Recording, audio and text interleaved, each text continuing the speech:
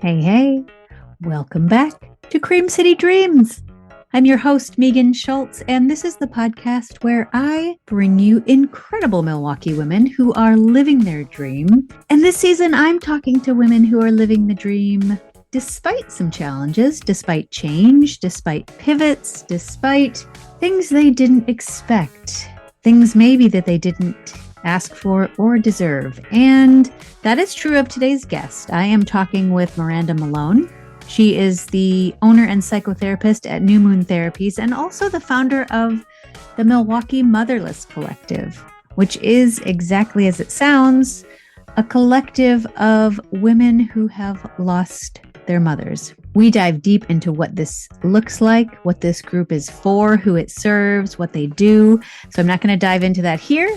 But I do want to say that this is a great episode, regardless of whether you have lost your mother or not. And I should add the word yet, because at some point we will all lose our mothers. But whether your mother is alive or is not with us any longer, I hope you'll listen to the end, because Miranda has some great advice for those of us without mothers, but also those of us who can support our friends who've lost mothers. So let's just dive right into the interview with Miranda Malone. Today on the podcast, I am excited and intrigued myself to talk with my guest, Miranda Malone. Miranda is the owner and psychotherapist at Moon Therapies and also the founder of Milwaukee Motherless Collective, whose mission is to create safe, nurturing spaces where motherless daughters can find solace, understanding, and connection as they navigate life's unique challenges without their mothers. And I know we're a few months away from Mother's Day when this airs, but I first heard about Miranda and her grief work last year when I saw an article in the Journal Sentinel about her motherless Mother's Day brunch, specifically hosted for women who'd lost their mothers. So, oh my goodness, such important work, such powerful work. I can imagine. Miranda, thank you for being here. Thank you so much for having me. Yeah. Well, and before we get started and jump into, the story of how this got started and your story, because this is a podcast about Milwaukee women, I'm just wondering, for those who aren't familiar with the Motherless Collective and your therapy practice, can you just sort of give us your elevator pitch, explain what it is and what you offer? Yeah, certainly. So within my practice, I started my practice in 2022, Moon Therapy, and it's kind of evolved and morphed over the last 3 years, but it is a holistic focused therapy practice. I'm a one-woman show, and I include more alternative, if you will, therapies than the traditional psychotherapist might. So that can include hypnotherapy, regression therapy, brain spotting, guided meditations, journal prompts, somatic work, because with what I work with, which is grief is my bread and butter, and more specifically motherless daughters, talking about it doesn't really change or help or do much with the grief. And so I think it's really important to move that and move with it. So that's my practice. And then the Milwaukee Motherless Collective is kind of the social organization branch, if you will, of my practice that I created just over a year ago now, which is amazing how much it's blown up. And that really is rooted in connecting women in the Milwaukee area to other women who've lost moms at any age. But I'd say our predominant population within that collective is women who suffered untimely losses. So you're talking in infancy, like myself, or in adolescence, early 20s, unnatural lost time, if you will. Okay. So, but anyone at any age could participate if they wanted to? Yes, that is correct. I have some women who, fortunately weren't, they were in their 40s or 50s when they lost mom. So there is a space for those women as well, because all mother loss is impactful for a daughter. It really is. And so I offer different supports for different groups. Yeah. And do you even niche out among those groups? Like if it's a longer loss or if it's a recent loss, or, to kind of encompass everyone? Yeah. So I am working on expanding even further, niching down even further. the group started with just being support groups for early loss. So you must have been 20 years or younger when your mom died. That support group still exists. You can be any age presently as long as mom died when you were 20 or younger. And then I got a lot of inquiry on support past 20 Mm. because that, again, is still impactful. And so I just started that support group in January of this year of 2025. And that one's almost full already. It was full on, we had like 3 spots left on our first night, which is Oh, amazing. wow. Yeah. Um, and so from that, yes, I do intend to expand and create a subset for recent loss, like within the last 6 months, because that's very different loss to process. And I'm playing around with the idea of adding a group for children and adolescents specifically. Being a Mm. child who lost a mom so early, I would have loved to have other kids around me to know that I wasn't, the only girl in the room who lost her mom, which is how I Yes. felt much of my youth. Yeah. So yeah, it's only going up from here. Yeah. Oh, that's so cool. And such a huge need, like probably a I don't want to say unspoken need, but a need that we don't talk about a lot, right? I mean, maybe in the first, like right when somebody dies, we give our condolences and we check in. But after time, people, I don't know, people move on, or not the people who it happens to, but the people who surround them. And so Hmm. I can imagine this need is never ending. Truly never ending. And for grief, the support, the front hand, front lines presence of folks in our life typically ends around 3 months, Mm. give or take the person and give or take the religious cultural background, because those influencers are there too. But that first year of loss, especially for women who were adults or perhaps caretakers for mom or managed the family after mom passed, that first year can be very logistically focused. So, Mm. organizing wills and trusts and homes and funerals and all of those pieces. So, oftentimes for women, they don't really actually get hit with their grief and, like, oh, what is that, until after year one. The anniversary Yes. comes and you're hitting all of those firsts of like, wow, mom really isn't here. Yes. Oh my gosh. Yeah. That's reminding me how this one time I was in a yoga class and our teacher, we were in like a savasana or something. But we had our hands up to the sky and she said something like, like what if we didn't have to hold it all together and the sky just held it for us. And I just burst into tears.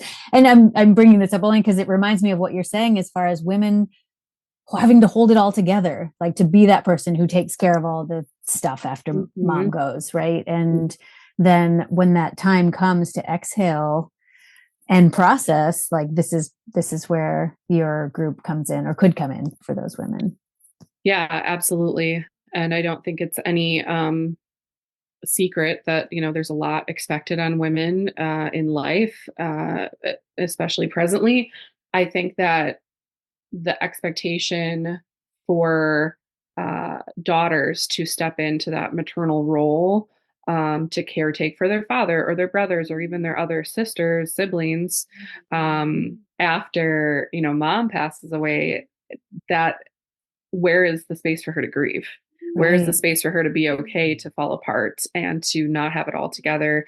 And concurrently to that, still societally, we have a great deal of expectation around how grief should go, or Mm. the steps that we should be taking, or stages. I educate my clients all the time when they come to me that the Elizabeth Kubler-Ross's 5 stages of grief were never written for the people in the aftermath of someone dying. It was written for a person who is dying and how they can cope with their upcoming loss of their life, and processing those stages. And somewhere along the lines, it got misconstrued that, like, okay, living folks, this is now, if you go through these 5 steps, you'll be fine and you'll get Yeah. through it, and do it in a timely manner too. So, Right. yeah. Right. Because it makes other people uncomfortable to see people grieving, right? And so we just would rather Yes. shut that up than, Mm-hmm. yeah. Oh, that's Yeah. interesting. Well, let's talk a little bit about your story and how you got into this. You alluded to Yeah. it a little bit. You lost your mom very early. Mm-hmm. Tell us Yeah. sort of your story. Yeah. So I lost my mom, Rosalie, when I was 5 months old, in a car accident. So she was Mm. only 19. She was on her way to work and wasn't wearing her seatbelt, unfortunately. So there's a plug for everyone out there, wear your seatbelt. But um, she left and never anticipated not coming home to her daughter that day after work. And so I really say that's where my journey into this work started, because it's true.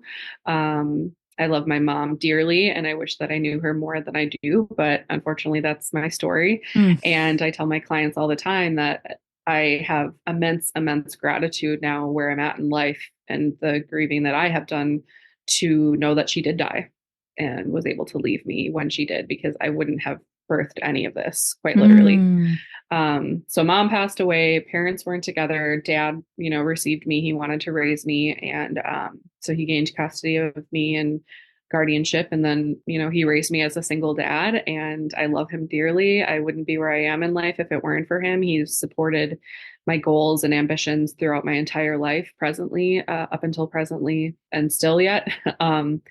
My dad, I love him dearly. It was always just him and I. He never remarried. I don't have siblings. It was just me and him.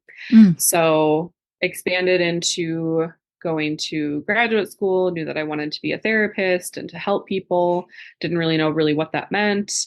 I moved to New York City, gained some clinical experience, moved back here, and still didn't really even know what it was. I thought I was just kind of like a grab bag of, I'll see whomever, whatever they come to me with. And up until I got pregnant. And that was, as I'm sure any woman listening to this who has become a mom knows, what an impactful, emotional, soulful experience that is. Yeah. But it cracked my grief wide open in a way that I could not possibly conceptualize what it meant to not have my mom there until I was a mom there for my child. Mm. And, holding him like freshly, 2-3 months old, newborn even, of like, wow, like this is exactly what I didn't have. Yeah. And now all of these stages that he's going through, and all of, smiling for the first time, first holidays, rolling over, walking, like all of those things, my mom was not there. She died when I was 5 months old. You think if you're a woman out there who has a child, you're not doing much at 5 months. Right. Everything developmentally comes just shortly thereafter. And so she wasn't even there for my first Christmas. Mm. So to know all that I had lost in being a mom now, knowing what I lost as an infant, that's really when I was like, grief. It's grief. Yes. That's the work that I need to do for myself. That's the work that I need to do for women. And it's just transpired from there. Wow. So this was 2 years ago, but you were in New York. When did you come back to Milwaukee? Was grad school here, or was that New York? I went to grad school here at UW Milwaukee. And then when I graduated, like 2 weeks later, I moved to New York City. Okay. And then I came back here in 2021. So I was also in New York through COVID. So talk about grief. I experienced it there in that form as well. But so yeah. And then I founded my practice, and I was doing private practice work. I was working for a woman for her private practice as her first employee since 2018. And kind of rolled that into my own work, and then officially launched my LLC in 2022. Okay. And specifically for this niche, mother loss. Yeah. Yes. I see women and women identifying folks. I do see other forms of grief, and I do have those outliers who come to me, I'm going through a divorce. That's a grief. That's something that you're grieving. I have, women who are just not really knowing where to go next in life. I do still see a mix of folks, but predominantly what I'm known for now is mother loss and mother loss grief, and grief of other forms, which I really love. Yeah. I was wondering, I mean, maybe you just answered this, but if there is room for, in even some of the social things, for women who have lost their mother, maybe not in body, but because sometimes mother-daughter relationships are complex, right? And sometimes they're non-existent, even if mom is still around. Do you have room for those women? Is that also a different kind of grief that you're seeing? Yeah, it is. And it is a form of grief. We have ambiguous losses. We have, there's a wonderful woman by the name of Cole Impuri. She's a thanatologist who is someone who studies the death and dying. It's quite interesting. She does so much. She's awesome. But she coined the term shadow losses. So all of the things that we lose that aren't physical people. Grief does not have to only form out of the death of a person. We grieve so many different things, Yeah. so many different things as humans. To be human is to grieve. And so there's always space for any type of client walking through my door that's experiencing any other form of grief. But in estrangement specifically, for women, I've had a significant inquiry over the last year of opening the collective too, of, hey, is there a space for me here? I haven't seen my mom since I was a kid, or we've been estranged since I was in college, or whatever it might be. And the answer is yes, it's coming. I will Yes. have support for that group specifically as well. And of course, they're always welcome to see me as a client. That's separate from the collective. Yeah. Do you ever have any mother-daughter repair come to you? That would be another I interesting haven't, niche. because I don't do a lot of, outside of the support groups. I don't do like group or couples or parents, Okay. or I don't work with kiddos either. Clinically, like as a clinician, I only see 18 and up. But I've welcomed women who have come to me for estrangement, that are thinking of mending the relationship, the option to bring mom in for a session here or there, if they Okay. so choose. So that's an Yeah. option too. Yeah. Well, and so now you've been at this for a couple years, specifically with this targeted niche. What are you finding that motherless daughters need? What that maybe that society's not giving them, or Hmm. what's coming up in these, with as much obviously as you can share without giving away Yeah. personal things. Hmm. uh Society is not giving them a lot, and that is classically Western civilization and culture. We're very grief and death illiterate, Mm, and we don't have any, whether you're male or female, any amount of significant time for bereavement, or tending to your grief in the ways that you should before you're expected to roll back into society and work. So, but the number one thing that I see women needing the most is connectivity, mm, community. And that's mhm. why I founded the collective in the first place, is because I was hearing from countless women who were sitting in the chair in my office telling me, I feel like I'm the only one. And of course, I'm sitting on the other side knowing and wanting to say, you're not the only one. There's so many of you that are feeling what you're feeling, but HIPAA, I can't say that. So then I said, okay, let me make a space for you all to connect, to see that you aren't the only one. And it's been a pretty wild experience too, to just sit in that clinician's chair and hear so many things that I've felt my whole life from Mm, the very clients that I see, which I think is something that makes me so special as a clinician, because I have such lived experience with what they're going through, and continue to, because grief is there until the day we die. So community connection, the social aspect, to know that they're not alone, to have a space to just share, hey, today was really hard. Today is mom's birthday, and it's been, so many years without her. She'll be 50 this year. Or, my child took their first walk today, and I couldn't share that with her. You'd be amazed at the stories that come out of the different spaces within the collective that I have for women to share, of the smallest things that you wouldn't think, you know, were grief, and they are. They just hit out of seemingly nowhere, and they now have a space that they can share that with other women who understand what that means. yeah. So talk us through, what does one of these meetings structurally look like? Where is it? Mhm. What do you do? Are there icebreakers? Is it prompts, or is it just a Yeah, free for all? Lots of yeah, Kleenex, I'm guessing, is in the middle of yeah, this table. yeah, yeah. So I have a couple of ways that women are able to connect within the collective. So currently, I have the two support groups a month. They're on the first Monday of every month, back to back. Early loss is first, and then the any loss is after, at my office in Shorewood on Oakland.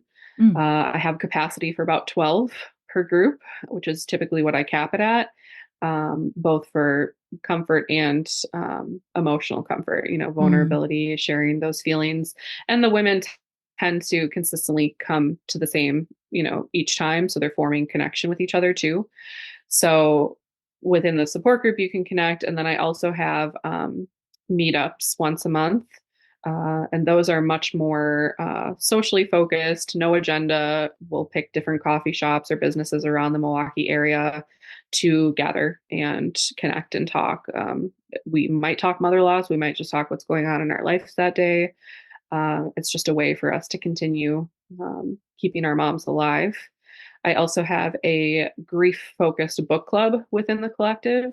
So that functions much like the meetups where we just pick a book. Right now, we're reading Motherless Daughters by Hope Edelman. Mm. And we're meeting this, we're recording this in January, but we're meeting this Sunday to discuss the first part of the book.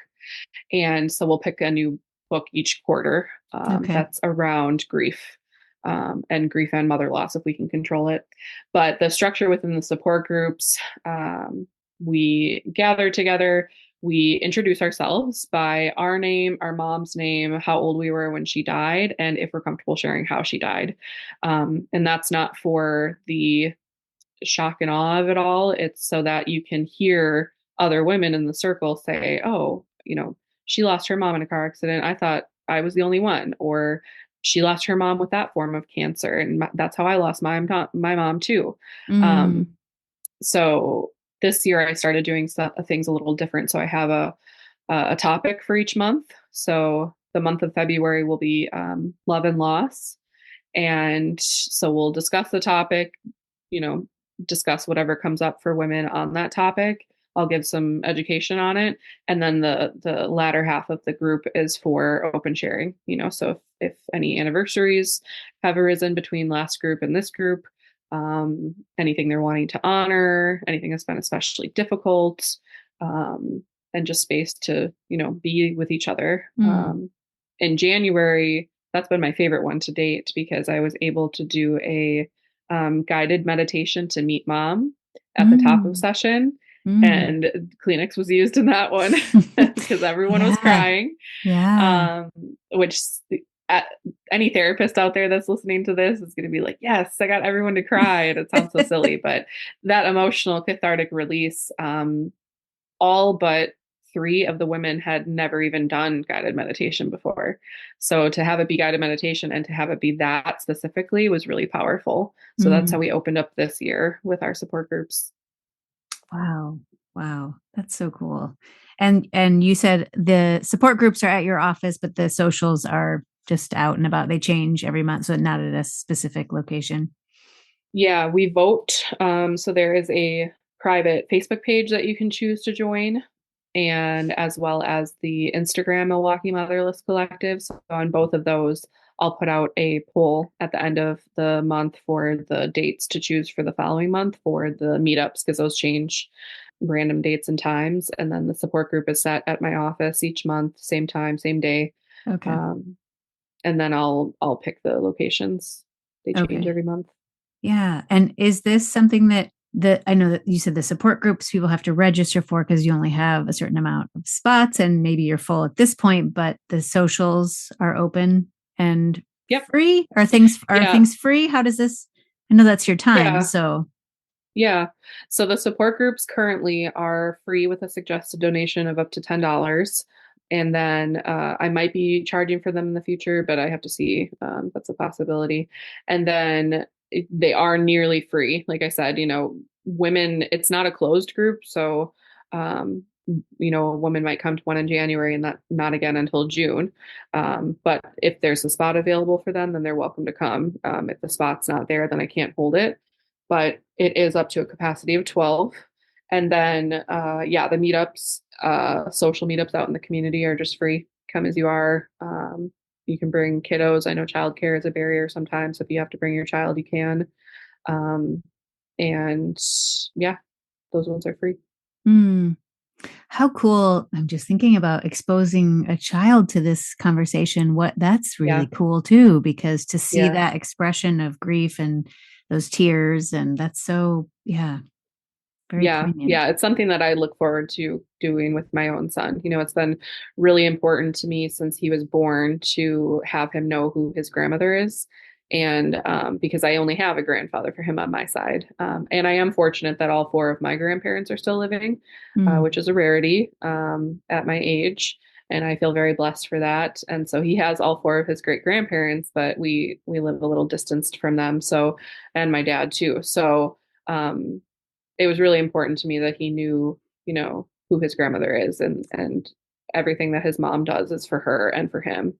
And so I look forward to being able to take him into these spaces when he gets older and is, not trying to launch himself off of furniture every turn I get when he's more stable. But this too shall pass.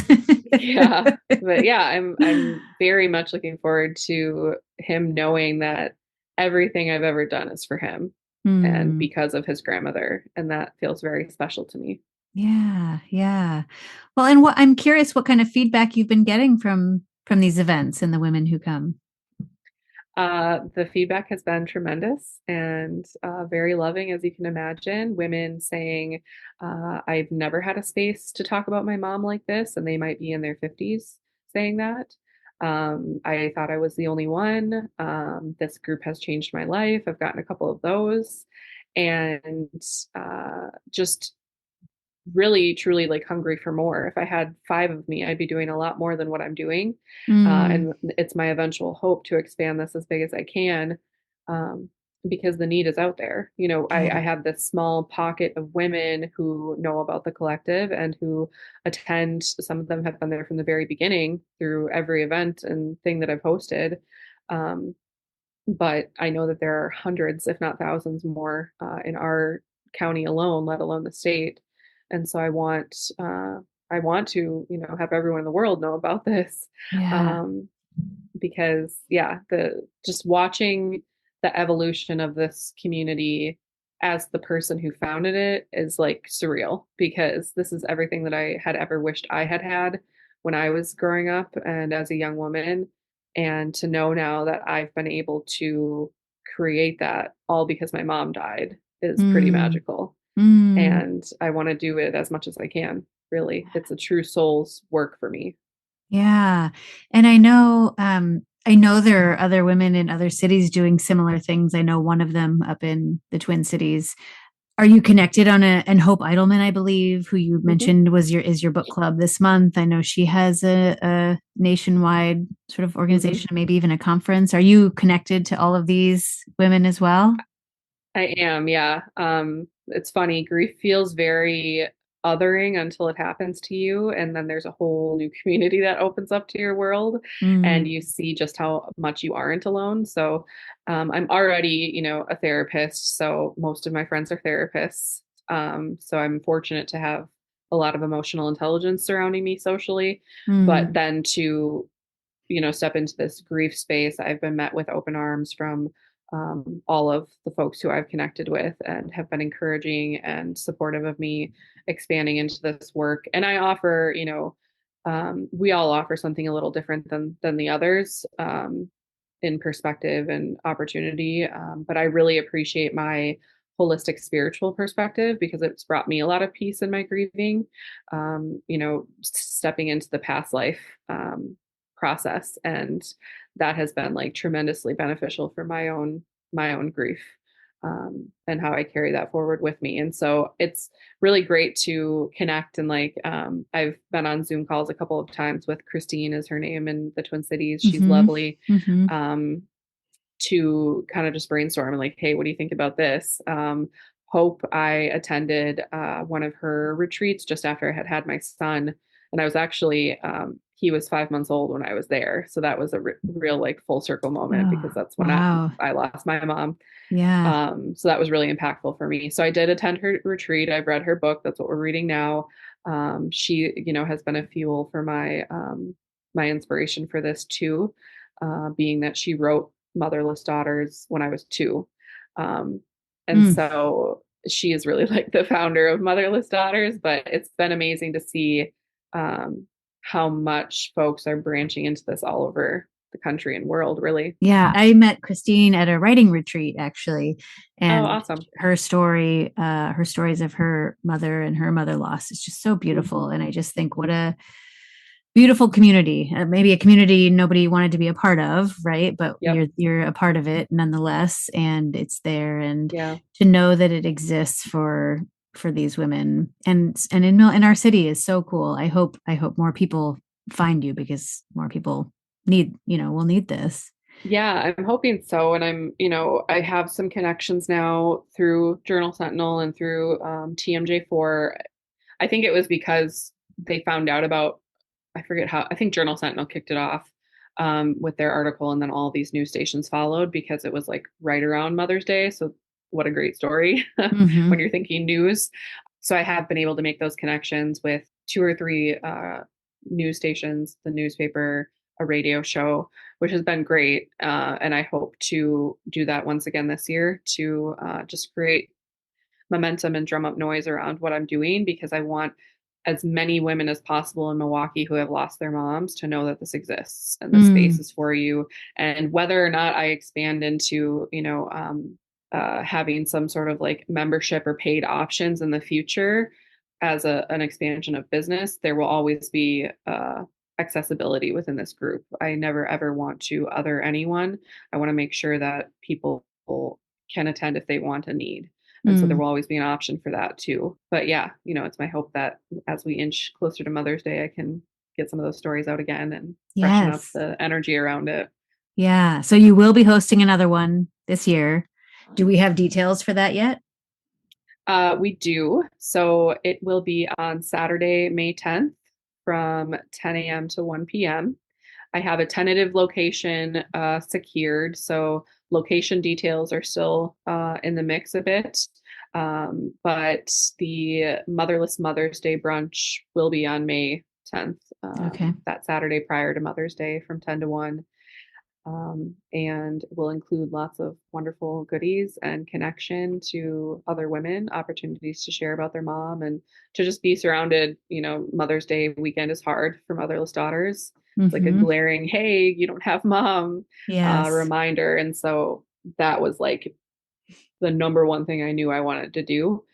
And everything else has kind of branched off from that and been additions too. But I think that's our only next upcoming event. I mean, other than the monthly support groups. Oh, and the other thing, I am in the early talks with Little Village Play Cafe in Mm. Wauwatosa Mm-hmm. to create a series leading up to Mother's Day to connect motherless mothers.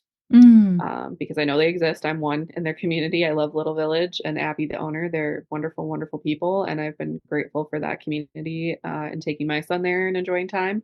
And so, yeah, it's a goal of ours to create a series for motherless mothers to just connect and know that each other exists, Mm. um, to then hopefully encourage them to come to the brunch too.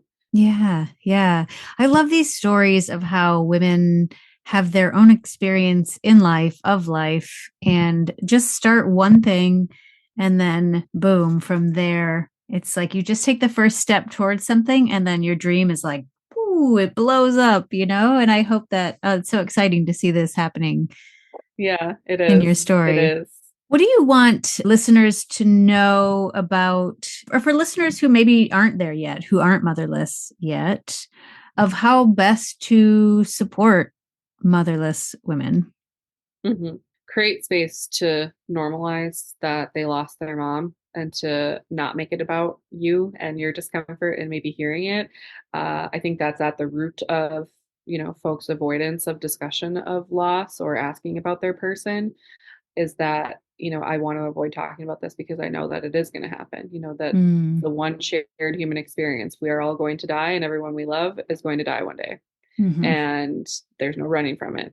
Some of it is sooner than others for folks. And so I think creating, just knowing if you have a woman in your life who has lost mom, even if it was 30 years ago, 30 plus years ago, like myself, ask about her. Mm, What's your favorite memory about your mom? How do you feel most connected to her? What was her name? Um, Small little ways that let us know that you're still thinking about our loved one too is so important.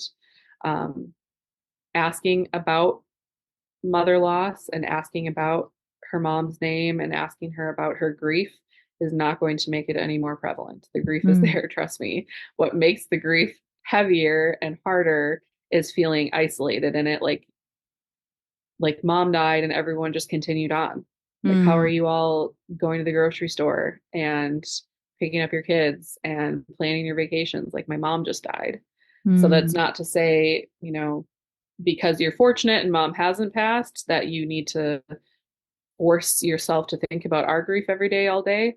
But to know that we have those people in our life who prioritize letting us remember her is so very important. It's one of the mm. most important things you can do to support any grieving person, really, but motherless daughters.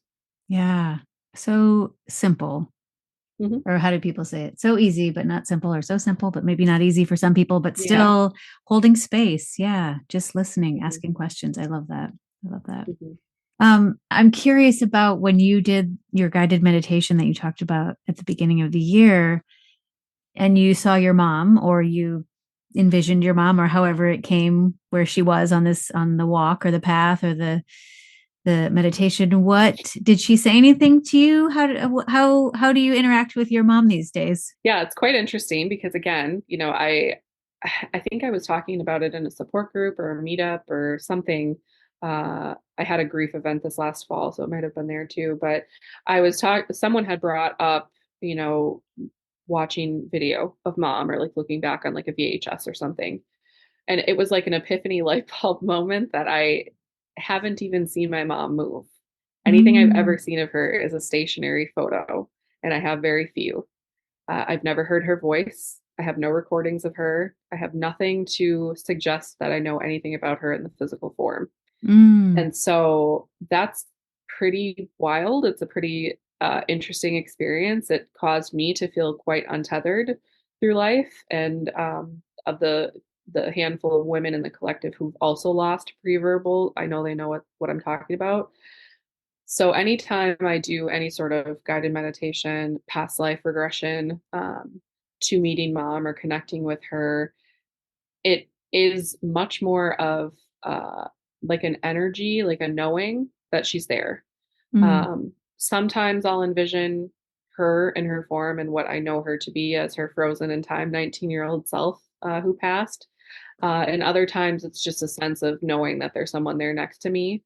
And this is where my, spiritualism brain and animism brain comes into play. But it really is a deep intuitive knowing that mom is only me and I am only her. Like maternally, energetically, we are connected across time and space. We always have been and always will be. And everything that I do to heal myself and to heal my life and my maternal lineage transcends ancestral time. And so it's an interesting, like, cyclical thing of when I connect with her in those moments, it's really a me connecting with myself and my inner knowing too, my inner mm, intuition, knowing that she is a piece of the wise woman that lives within me in that archetype, and that's her gift that she gave to me, and now she, guides that from wherever she's at now, but she's never far, and so yeah, it's interesting connecting with her, and I have a stronger sense of connection with her now since becoming a mom, but I know she's always been there, always, mm. always there. Beautiful. Thank you. Well, this is a podcast about women and women who dream. And I always end by asking, who is a woman in Milwaukee who inspires you to dream? Yeah, there are so many women that inspire me. I surround myself with them.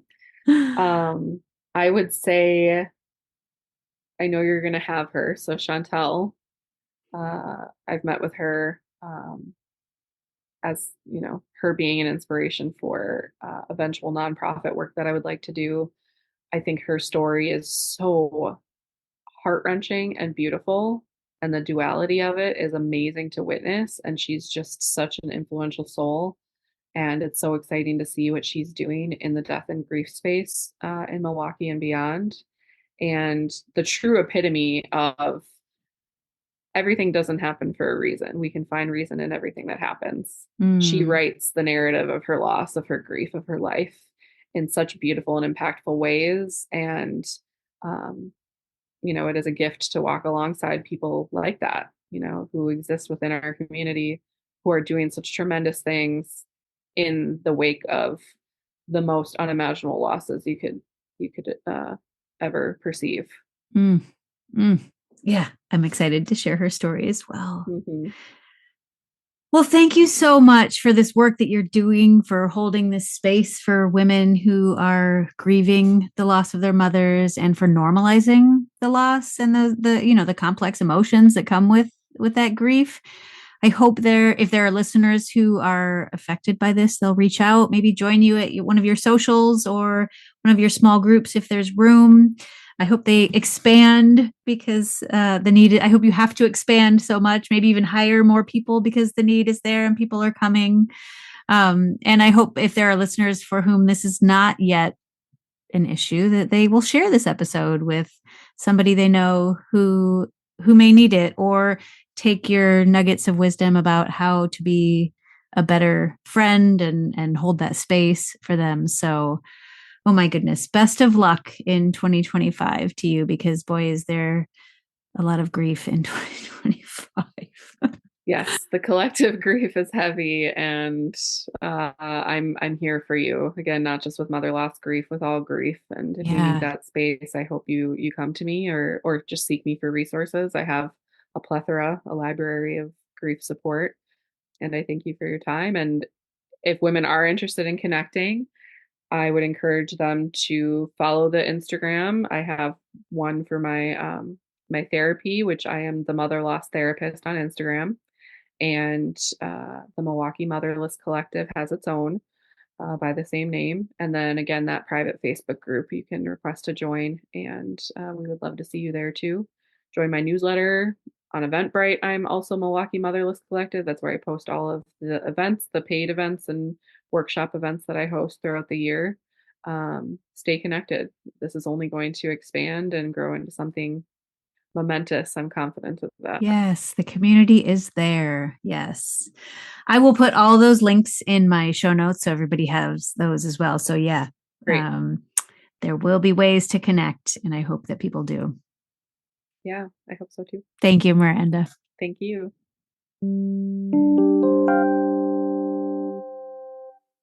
I'm so inspired by this conversation for two reasons. For one, the obvious of what she's doing and how cool it is that this organization, the Milwaukee Motherless Collective, exists for women in our community. I think that is so important for us to have a space and a place to process these tough emotions, these difficult emotions, these emotions that our society doesn't always love us to have out in the open. So I'm grateful that this organization exists. And also just for the story of how it came about, and this idea that I've seen so many times on this podcast with my guests of women who have an idea, have a vision, maybe don't know where it's going to end up, but they just start, right? So May of 2024, she knows what she needs. She knows what she would have needed. And so she plans an event. And from there, it grows, because you see that once you do something, the need is there. The people come. You know, what is that? If you build it, they will come. And people came. And I see this as an invitation to any of us, really, who are sitting with an idea of, should I try it? Should I do it? What if I put it out there? Will people come? What will people think? Will they be supportive? You know what? If you don't put it out there, they won't. And so the only way to figure it out is just to do it. And I love that she showed us this with this story of the Milwaukee Motherless Collective. So thank you, Miranda, for that inspiration as well. Like I said in the introduction, and if you've made it this far, thank you, because this was an episode for everyone, not just for motherless daughters. I hope you got some insight on how to support a friend who's grieving, how to hold that space, and not just in those first 3 months, but also ever after, right? Because that grief stays with us. You can find Miranda online at newmoontherapyllc.com, Milwaukee Motherless Collective on Instagram, and the Mother Loss Therapist on Instagram as well. I will put these in my show notes so that you have them if you want to connect, or if you want to connect someone that you know who could use these services or these socials or these meetups. please share this episode. I would be so grateful. And if you love what you're hearing here on Cream City Dreams, I would love it if you would leave a review. Hop over to Apple Podcasts, leave us a review. 5 stars are great. Written reviews are even better. I read them all. I am so grateful. So much so that I will be back next week with another Milwaukee woman living her dream in the Cream City. Until then, Milwaukee, keep on dreaming.